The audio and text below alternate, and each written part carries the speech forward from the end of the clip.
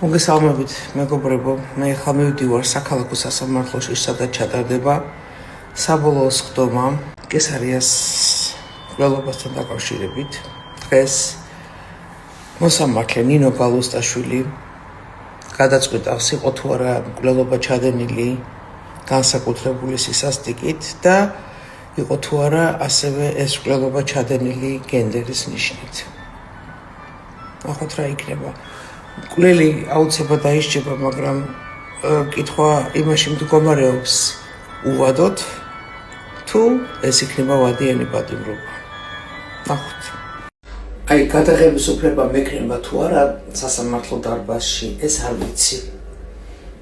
თუ მექნება და ხო იცით რომ გადავიღებ. გადაღება არ შეიძლება. მკვლელი არ დაესწრება სასამართლო პროცესს, უარს აცხადებს. მოვისმინეთ ბრალდების მხარე, მოვისმინეთ დაცვის მხარე.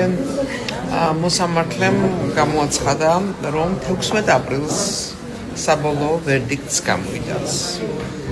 16 აპრილს. ინტერვიუ ჩემთავს აღარ ვაძლევ ინტერვიუს არამხოლოდ ტელევიზიებს. კომენტარი არა ის. მოსამართლეს იმედი აქვს.